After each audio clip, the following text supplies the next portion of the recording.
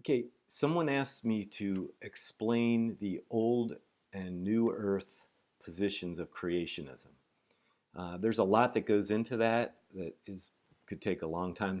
So I'm going to try to just condense it down to make the case that you can be a believing, Bible believing, scripture accepting Christian and still believe in an old earth.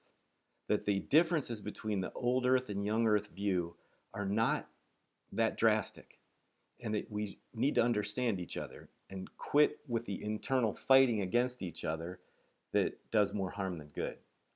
I've already talked about in the handout on dual revelation the relationship between science and faith, that we have two books given to us from God that we have to interpret. We interpret nature through science, we interpret scripture as theology, and that we have an obligation to do that. I've talked about how you can believe in a literal translation of the 7 days of creation by understanding that there are different meanings of the word yom, which means day, that's used in Genesis 1.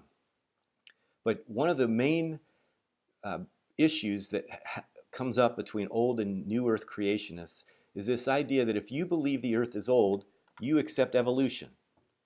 Well, nothing could be further from the truth. Listen, the age of the universe is, people determine that and look at that by something we call cosmology. Cosmology is a science of the origin and nature of the universe. It uses astronomy, it uses a lot of different disciplines to try to understand how the universe came to be. That's cosmology. Evolution is a study of biology. How did life get here and change into all the different life forms that we see around the planet? So those are two completely different things. People falsely equate the fact that if you believe in an old earth, you're accepting evolution. But here's the thing. You do need an old earth for evolution to be true. But even if we do have an old earth, that doesn't have anything to do with evolution. Evolution has to explain the origin of life from non-life. The fact that we just have stuff, inanimate stuff, that somehow becomes alive. Evolution can't explain that. In fact, if you ask an evolutionist about the origin of life, they will dodge the question and say evolution has to do with the diversity of life. We don't have anything to say about the origin of life. And there's a good reason for that. It's because they can't explain the origin of life. Evolution has other problems. The fossil record, the Cambrian explosion, you can Google that, maybe you've read about that, where all these life forms suddenly appear out of nowhere in the fossil record. Just Darwinian evolution can't explain that.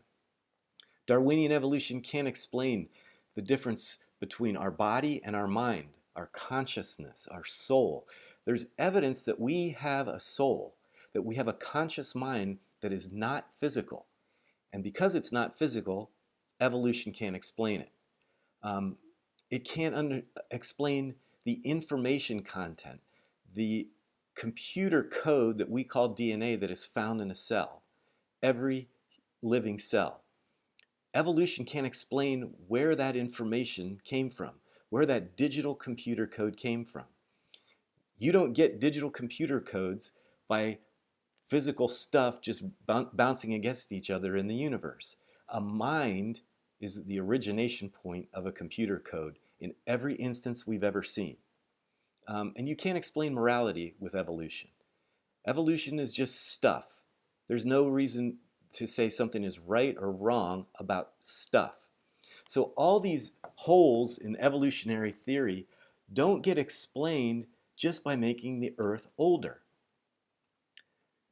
So that's one point. The second point is that old and young Earth creationists, you need to understand that we both agree on the reality, historical reality of Adam and Eve. They were real persons. It wasn't a myth. It wasn't a legend. These are real historical figures who were the first human beings. Old and young Earth creationists both believe that. The only thing we differ on is how long, what kind of time transpired before Adam and Eve got here a few thousand years ago. Most people like to say 6,000 years ago. That's a good rough estimate. I always say a few thousand years because we don't know exactly the date. But Old and New Earth creationists both believe that. The Old Earth creationist just says that a lot of time transpired before Adam and Eve got here.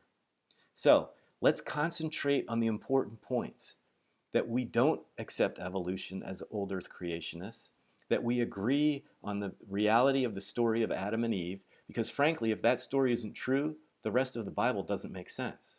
So, to be a creationist means that you believe that God created the world by his miraculous action. Old and young Earth creationists both believe that. We agree that God created the world. We just have a difference of opinion about when he did it.